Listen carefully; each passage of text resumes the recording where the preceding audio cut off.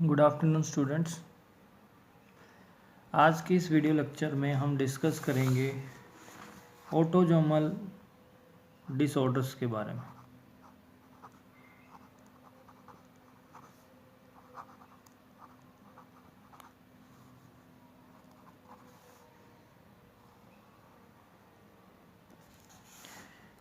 मैंने आपको पहले बताया था कि जो ऑटोजोमल डिसऑर्डर्स हैं they are of two type. One is recessive autosomal disorders and another one is dominant, right. तो आज हम डिस्कस करेंगे रिसेसिव ऑटोजोमल डिसऑर्डर के बारे में, और इसके अंदर एक जो वेल नोन एग्जाम्पल है that is sickle cell anaemia. Sickle cell anaemia, ये सिकल सेल अनीमिया जो एक डिसऑर्डर है, it is a autosomal recessive disorder, right. ये जो ऑटोजोमल रिसेसिव डिसऑर्डर है, ये एक पॉइंट म्यूटेशन का एग्जाम्पल माना जाता है। It is an example of point mutation, right.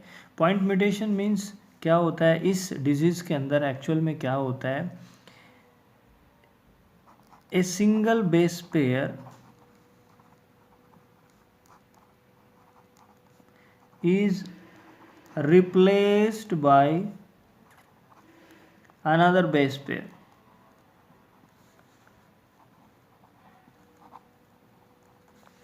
एक बेस पेयर जो होता है, और एक्चुअल में वो बेस पेयर कौन सा होता है, थायमिन। थायमिन जो होता है that is replaced by another base pair, और वो बेस पेयर होता है A, adenine.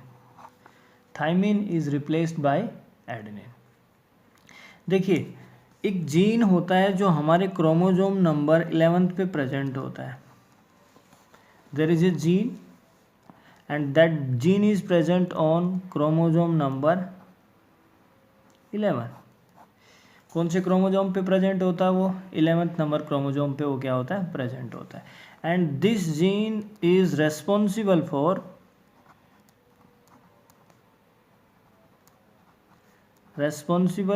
or you can say this gene controls the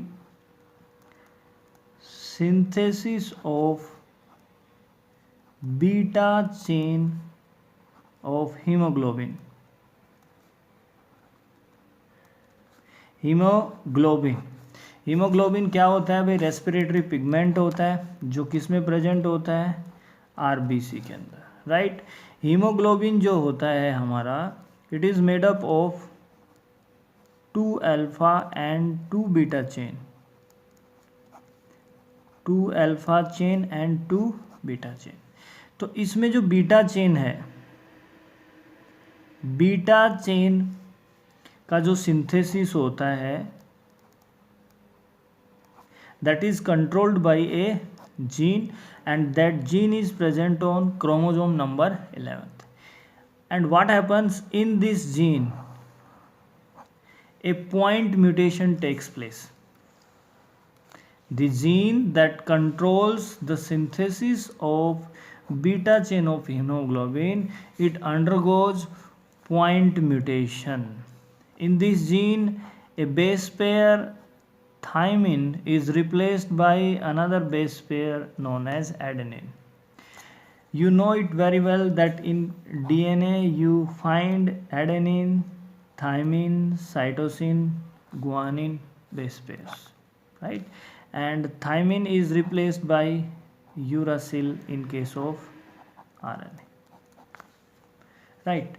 So coming back to our point, मैंने आपको क्या बताया कि जो जीन क्या करता है, बीटा चेन का सिंथेसिस कंट्रोल करता है, उस जीन में क्या आ जाती है, पॉइंट म्यूटेशन आ जाती है। उस जीन के अंदर थायमिन किसके द्वारा सब्स्टिट्यूट हो जाता है भाई, एडेनिन के द्वारा। किसके द्वारा, एडेनिन के द्वारा। तो ये जो सब्स्टिट्यूशन होता है, इस वजह से क्या होता है, देखिए इसका अगर हम मोलिकुलर मैकेनिज्म समझने की कोशिश करें, देखिए we have a normal HBA gene, normal gene है जो बीटा चेन को नॉर्मल सिंथेसिस करता है, ठीक है। ये डीएनए भी हमारा, इस डीएनए के अंदर ये बेस पेयर्स हैं, ये सीक्वेंस है CTC, ठीक है। ये डायरेक्शन है 3' to 5', ये टेम्पलेट स्टैंड कहलाता है। C तो यहाँ पे क्या आएगा G, यहाँ पे क्या आएगा A, यहाँ पे क्या आएगा G, and this is known as coding strand, this is known as coding strand CTC। जब ये डीएनए, ये सीक्वेंस, इसमें क्या होगा भाई, ट्रांसक्रिप्शन होगा। क्या होगा, ट्रांसक्रिप्शन। तो ट्रांसक्रिप्शन से क्या बनता है भाई, ट्रांसक्रिप्शन से बनता है mRNA। ये डीएनए है, this DNA is undergoing transcription, तो क्या बनेगा, mRNA, ठीक है। तो mRNA के ऊपर जो कोडोन्स होंगे, base pairs present on mRNA, they will be GAG, और GAG कोड करता है किसके लिए, it codes for a amino acid cold GLU। ये किसके लिए कोड करता है भाई, GLU। GLU का मतलब होता है ग्लूटामिक एसिड। क्या मतलब होता है इसका, ग्लूटामिक एसिड। तो ये जो ग्लूटामिक एसिड है, ये कौन सी पोजीशन पे प्रेजेंट होता है, 6th पोजीशन पे। किसके ऊपर, 6th पोजीशन। इसके आगे 5 अमीनो एसिड्स और होते हैं, 1 2 3 4 5, 1 2 3 4 5। जो 6th पोजीशन का अमीनो एसिड है उसका नाम क्या है भाई, ग्लूटामिक एसिड। और ये क्या है, एक पॉलीपेप्टाइड चेन है। क्या है ये, कि this is a peptide chain, ये पेप्टाइड चेन है, और यहाँ पे नेक्स्ट अमीनो एसिड होता है। इस तरह से इसमें ये सीक्वेंस अमीनो एसिड की, ये first, second, third, fourth, fifth. हम यहाँ पे किसकी बात कर रहे हैं, 6th पोजीशन की। 6th पोजीशन पे क्या है भाई, यहाँ पे 6th पोजीशन पे यहाँ पे है ग्लूटामिक एसिड, ठीक है। इससे आगे भी ये क्या है, अलग अलग टाइप के अमीनो एसिड यहाँ पे प्रेजेंट है। तो ये क्या है, एक नॉर्मल पेप्टाइड चेन है। ये क्या, ये नॉर्मल पेप्टाइड चेन है। और कौन सी पेप्टाइड चेन की बात कर रहे हैं हम, बीटा चेन की। किसकी, बीटा चेन की, ठीक है। अब हुआ क्या भाई, हमने क्या कहा कि thymine is replaced by adenine, ठीक है। तो ये तो नॉर्मल हीमोग्लोबिन की बात कर रहे थे। अब हम चलेंगे किसके ऊपर, म्यूटेशन के बाद देखिए क्या हो जाएगा, sickle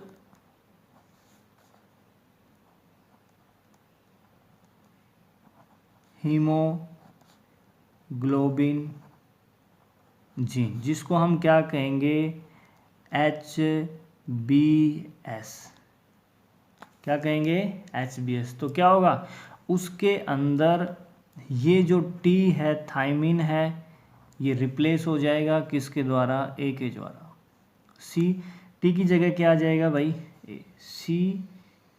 CAC, right.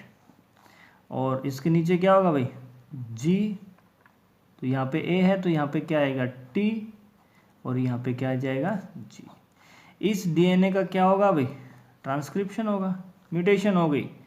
T is replaced bye A, point mutation कहा हमने इसको, सब्स्टिट्यूशन कहा हमने इसको, ठीक है। तो यहाँ पे जो mRNA बनेगा ट्रांसक्रिप्शन के बाद, वो क्या होगा भाई, G, T है तो ये RNA है, तो ये किसके द्वारा रिप्लेस्ड हो जाएगा, U। Thymine is replaced by uracil and G. तो क्या बना भाई, mRNA के ऊपर क्या कोड होना है, GUG। और ये GUG किसके लिए कोड करता है, this GUG codes for valine, VAL। ये किसके लिए कोड करता है, वैलिन के लिए। और इसके आगे सिमिलर वही 5 amino acids 1 2 3 4 5 and this is number 6 and this is number 7। तो क्या हुआ भाई, म्यूटेशन की वजह से क्या हुआ, जो बीटा चेन है, बीटा चेन के अंदर 6th पोजीशन का जो अमीनो एसिड है glutamic acid, that is replaced bye valine, VALINE, it is replaced bye valine. तो इस वजह से जो हीमोग्लोबिन होता है वो नॉर्मल हीमोग्लोबिन ना होके वो क्या हो जाता है, वो सिकल्ड हीमोग्लोबिन हो जाता है। हीमोग्लोबिन की शेप क्या हो जाती है, चेंज हो जाती है। तो आपको यहाँ पे जो मेन मैकेनिज्म है वो पता चला कि सिकल सेल अनीमिया क्यों होता है। सिकल सेल अनीमिया इसलिए होता है कि हीमोग्लोबिन के अंदर जो बीटा चेन होती है उसकी 6th पोजीशन का ग्लूटामिक एसिड किसके द्वारा रिप्लेस हो जाता है, वैलिन के द्वारा। और ये क्यों होता है, ये होता है पॉइंट म्यूटेशन की वजह से। ठीक है, अब ये हो गया, ये डिफेक्ट आ गया, ये म्यूटेशन हो गई, तो इस वजह से क्या होगा, ये तो नॉर्मल हीमोग्लोबिन होगा, इसके अंदर क्या होगा, सिकल्ड हीमोग्लोबिन होगा।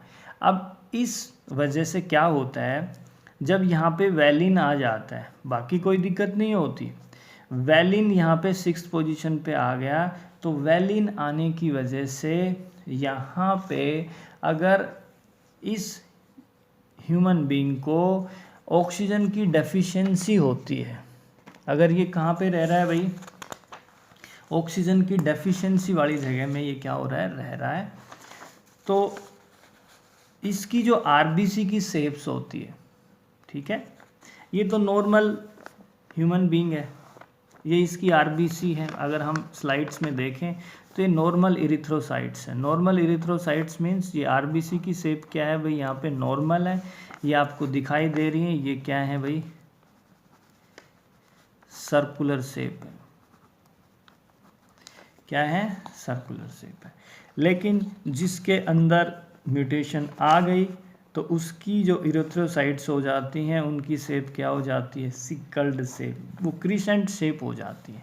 देखिए ये यहाँ पे सर्कुलर थी, ये कैसी हो गई भाई, सिकल्ड शेप। तो ये डिफेक्ट आता है किसके अंदर, आरबीसी के अंदर। आरबीसी की शेप क्या हो जाती है, चेंज हो जाती है। और आरबीसी की शेप चेंज क्यों होती है, हीमोग्लोबिन का स्ट्रक्चर क्या होता है, डिस्टॉर्ट हो जाता है। तो होता क्या है, when there is excessive exercise,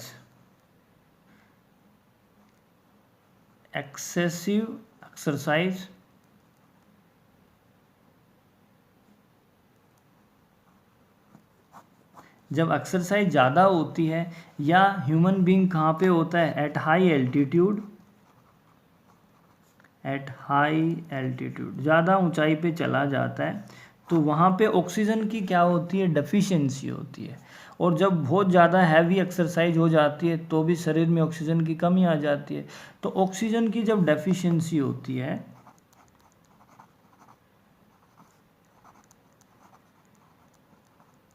when there is deficiency of oxygen, तो उस समय क्या होता है भाई, आरबीसी की शेप क्या हो जाती है, चेंज हो जाती है। आरबीसी कैसी हो जाती है, सिकल्ड शेप हो जाती है। क्यों हो जाती है, मैंने आपको पीछे बताया कि ये जो वैलिन है,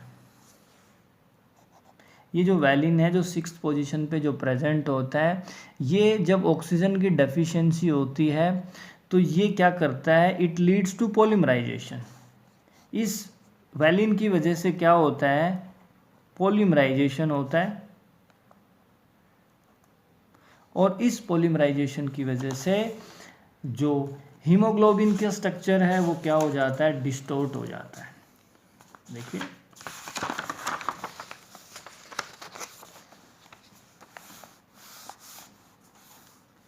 वैलिन की वजह से, वैलिन जो 6th पोजीशन पे था, इसकी वजह से क्या होता है भाई, polymerisation,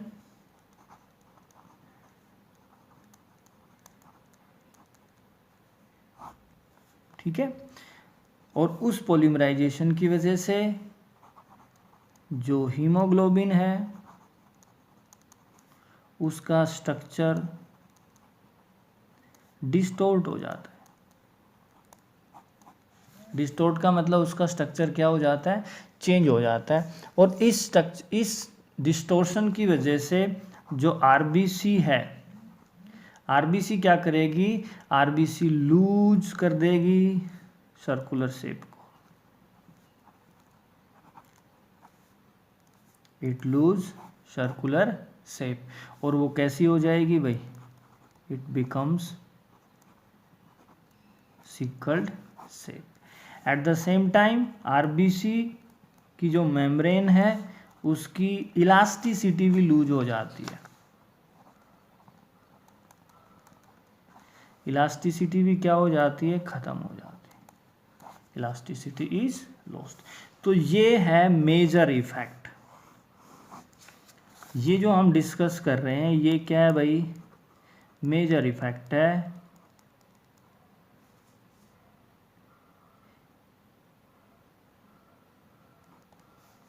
right, this is the major effect of this mutation. RBC जो सर्कुलर थी वो कैसी हो गई, सिकल्ड शेप हो गई, राइट, जो मैंने आपको यहाँ पे दिखाया। ये नॉर्मल आरबीसी है, ये क्या है, सिकल्ड है। और ये किस वजह से हुई भाई, ये इस वजह से हुई कि यहाँ पे जो 6th पोजीशन पे क्या आ गया था, वैलिन आ गया था, किसकी जगह पे भाई, ग्लूटामिक एसिड की जगह, जिस वजह से क्या हुआ, पॉलीमराइजेशन, राइट। अब what are the side effects, ये मेजर इफेक्ट हो गया। माइनर इफेक्ट्स क्या होंगे भाई, what will be the minor effects, और you can say side effects, minor effects और साइड। देखिए आरबीसी की शेप चेंज होने से, आरबीसी जब क्या हो जाती हैं, सिकल्ड शेप हो जाती हैं, तो ये ब्लड कैपिलरीज के अंदर क्या हो जाती हैं, फंस जाती हैं। So it leads to clogging of blood capillary,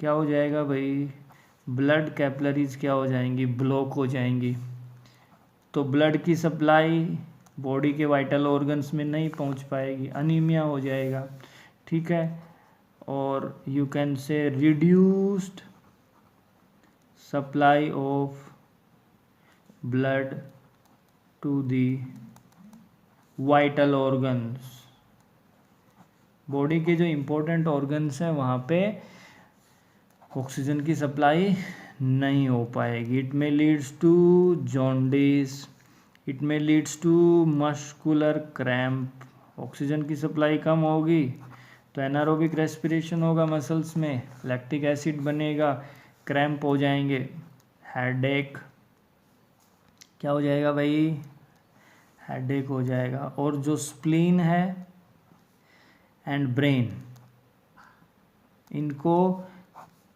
क्या हो सकता है, डैमेज हो सकता है। तो ये हैं माइनर इफेक्ट्स, क्या है भाई, ये माइनर इफेक्ट्स हैं। किसके माइनर इफेक्ट हैं, ये sickle cell anaemia. Major effect तो आरबीसी की शेप में चेंज आना, बाकी ये साइड इफेक्ट्स हम इनको मानते हैं, ठीक है। तो ये जो जीन है यहाँ पे, ये जीन किस कैटेगरी में आता है, ये पीछे भी हमने स्टडी किया था, it comes in the category of pleiotropic gene. कौन सा जीन माना जाता है इसको, प्लियोट्रोपिक जीन, इसको हम क्या करते हैं, कंसीडर करते हैं, ठीक है भाई। अब देखिए एक क्वेश्चन अराइज होता है कि why the allele for sickle cell anaemia continue to persist in human population despite having harmful effect. There is a question, और ये क्वेश्चन क्या कहता है कि why the allele for sickle cell anaemia continue to persist in human population despite having harmful effect.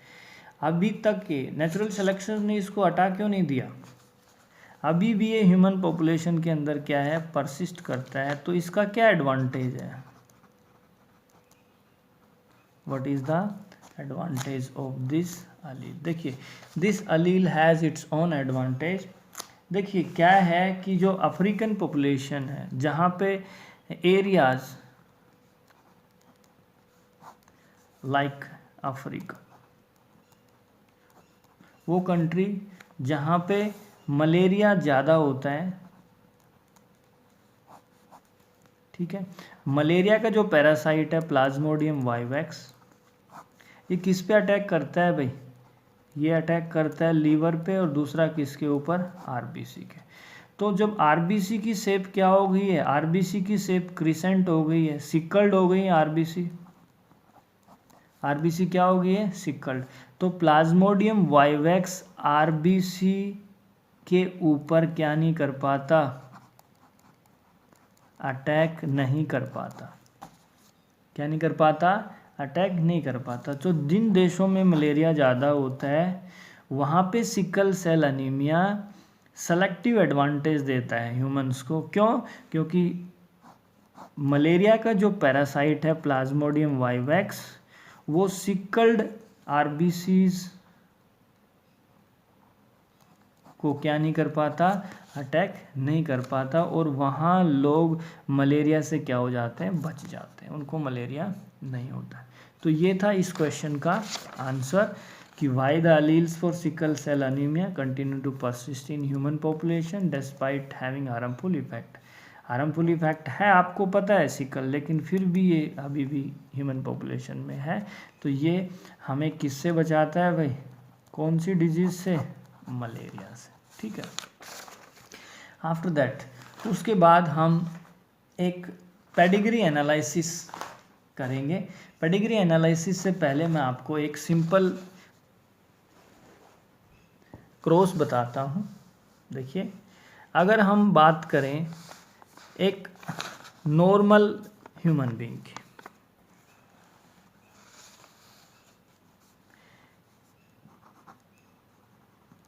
Normal human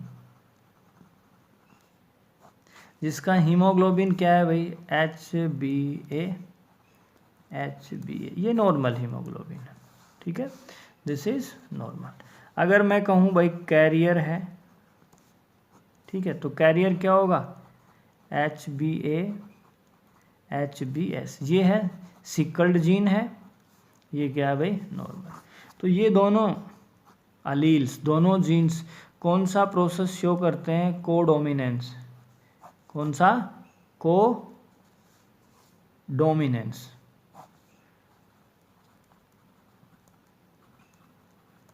जैसा हमने पढ़ा था ब्लड ग्रुप AB में, ठीक है। सिमिलरली ये दोनों अलील्स क्या शो करते हैं, कोडोमिनेंस, ये क्या करते हैं, शो करते हैं, ठीक है। तो ये कैरियर हो गया अभी, ठीक है। कैरियर इंडिविजुअल जो होता है वो नॉर्मली बिहेव करता है, लेकिन जब क्या होती है, ऑक्सीजन की डेफिशिएंसी होती है, तब उसकी जो आरबीसी है वो क्या हो जाती है, सिकल्ड हो जाती है, ठीक है। अगर मैं कहूँ अफेक्टेड है भाई, अफेक्टेड का मतलब जिसको क्या है भाई, जिसको क्या है, सिकल सेल अनीमिया, ठीक है। तो उसका जीनोटाइप क्या होगा, HbS, दिस इज होमोजाइगस। क्या है भाई ये, होमोजाइगस। ये क्या है भाई, हेटेरोजाइगस, और ये क्या है भाई, होमोजाइगस, ठीक है। तो अगर मान लीजिए हम क्रॉस करवाएं, क्या करवाएं, हम क्रॉस करवाएं किसके बीच में, नॉर्मल के बीच में और कैरियर के बीच में, या हम किसके बीच में करवाएं भाई, कैरियर्स के बीच में। तो देखिए क्या होगा क्रॉस करवाने पर, देखिए पहले क्रॉस में हम देखते हैं भाई, ये है HbA, ये नॉर्मल, और ये है भाई HbA एंड HbS, ये कैरियर है। क्या ये कैरियर, एक को आप मान लीजिए फीमेल, एक को क्या मान लीजिए मेल, ठीक है। तो इसमें गैमीट्स क्या होंगे भाई, इसके गैमीट्स होंगे HbA HbA।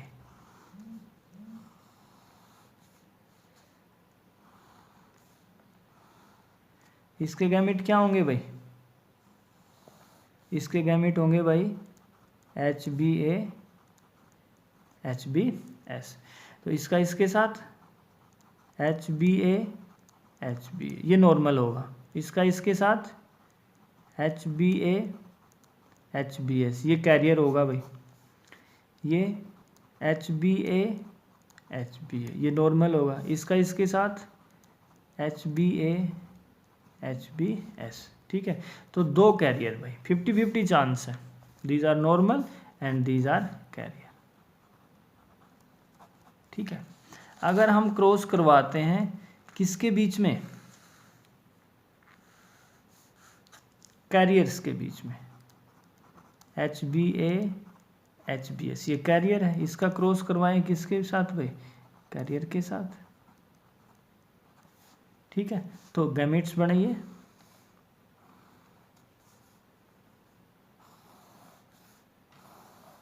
इसके गैमेट क्या होंगे भाई? HbA HbS। इसके गैमेट क्या होंगे भाई? HbA HbS। तो यहाँ पे ये तो होगा नॉर्मल, HbA HbA नॉर्मल एक। इसका इसके साथ HbA HbS, ये क्या होगा भाई? ये कैरियर, क्या है ये? कैरियर। इसका इसके साथ HbA HbS, ये भी क्या होगा भाई? कैरियर। इसका इसके साथ HbS HbS, ये क्या होगा भाई? इसको होगा सिकल सेल अनीमिया। तो ये एक नॉर्मल, वन नॉर्मल, दो क्या है भाई? कैरियर, और एक क्या है भाई? Sickle cell anaemia. और ये इसकी यूजुअली क्या होती है? डेथ हो जाती है। इसकी डेथ हो जाती है before attaining maturity, before attaining maturity. ये जो इंडिविजुअल होता है, ये मैच्योर होने से पहले इसकी क्या हो जाती है? डेथ हो जाती है। तो क्या कहा भाई हमने? जब फादर और मदर दोनों ही क्या होते हैं भाई? कैरियर होते हैं, तब देर इज 25% चांस है कि उनका एक बच्चा क्या हो सकता है? सिकल सेल एनीमिया उसको हो सकता है। नॉर्मल भी हो सकता है, कैरियर भी हो सकता है, और उसको सिकल सेल एनीमिया भी हो सकता है। अगर इसी क्रॉस को, राइट, इसी डिजीज़ को, सिकल सेल एनीमिया को, अगर हम एक पेडिग्री एनालिसिस के थ्रू सिकल सेल एनीमिया, ये जो डिजीज़ है, इसको हम पेडिग्री एनालिसिस के थ्रू स्टडी करें, तो देखिए एक पेडिग्री चार्ट अगर हम बनाएं, तो इस पेडिग्री चार्ट को आप ध्यान से देखिए। तो स्टार्टिंग में मैंने आपको बताया था ये डिजीज़ क्या है भाई? ये डिजीज़ है ऑटोजोमल रिसेसिव। और ऑटोजोमल रिसेसिव डिजीज़ में मैंने आपको जब पेडिग्री एनालिसिस बताया था, तो उस समय मैंने ये बताया था ऑटोजोमल रिसेसिव डिजीज़ में skip A generation, it may skip A generation. देखिए ये पेरेंट्स हैं, फादर मदर, कोई ट्रेट नहीं है इनमें, नॉर्मल है, ठीक है। इनका जो ये फर्स्ट जनरेशन, ये कौन सी जनरेशन? सेकंड। और ये कौन सी जनरेशन? थर्ड। मेल फीमेल, पहला बच्चा, दूसरा बच्चा, तीसरा, चौथा और पांचवा, ठीक है। दूसरा बच्चा अफेक्टेड है, चौथा बच्चा अफेक्टेड है, पहला, तीसरा और पांचवा क्या है? नॉर्मल है। तो इसका मतलब ये दोनों पेरेंट्स क्या हैं? जो डिजीज़ है सिकल सेल एनीमिया, उसके कैरियर है, बोथ आर कैरियर। तो इनका जो जीनोटाइप होगा वो क्या होगा भाई? HbA HbS। Father is carrier, mother is also carrier, HbA and HbS। दोनों क्या है भाई? ये कैरियर है, राइट। तो कैरियर है तो ये अफेक्टेड है, तो इनका जीनोटाइप क्या होगा भाई, HBS, HBS। इसका भी क्या होगा भाई, HBS, HBS।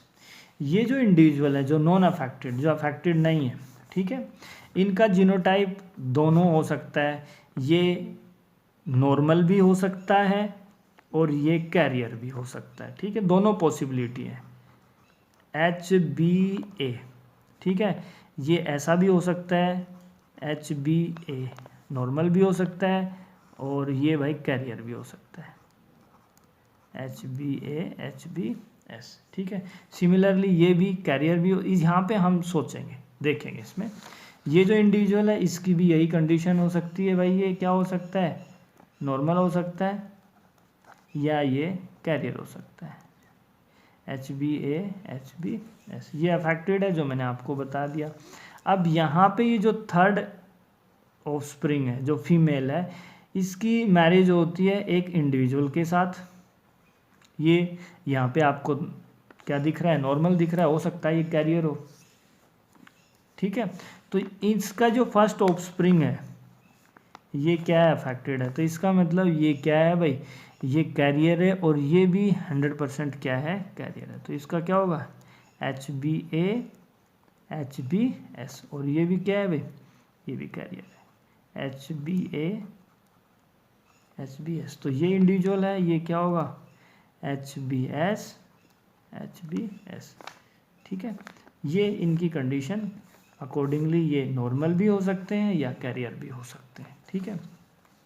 तो ये एक पेडिग्री एनालिसिस के थ्रू हमने क्या स्टडी किया भाई, सिकल सेल अनीमिया का इनहेरिटेंस। देखिए दोनों, यूजुअली जब मैंने आपको सिंबल बताया था कि जब कैरियर इंडिविजुअल होता है तो उसका सिंबल अलग होता है, लेकिन पेडिग्री चार्ट्स में कैरियर के लिए हम यूजुअली सिंबल वो यूज नहीं करते, या तो बीच में डॉट लगाते हैं या ऐसे क्रॉस लगाते हैं एक सिंपल सा, उस तरह का हम यहाँ पे यूज नहीं करते हैं, ठीक है। इस तरह का सिंबल होता है वो कैरियर का, लेकिन यूजुअली प्रॉब्लम्स के अंदर ऐसा दिखाया नहीं जाता है। तो दोनों पेरेंट्स क्या हैं, कैरियर है, इसलिए इनके जो ऑफस्प्रिंग्स हैं वो क्या है भाई, अफेक्टेड है, ठीक है। And this problem is also given in your NCERT book, ये आपके NCERT बुक में ये प्रॉब्लम दी हुई है, ठीक है। तो आज के इस लेक्चर में हमने डिस्कस किया किसके बारे में, सिकल सेल अनीमिया के बारे में। Thank you.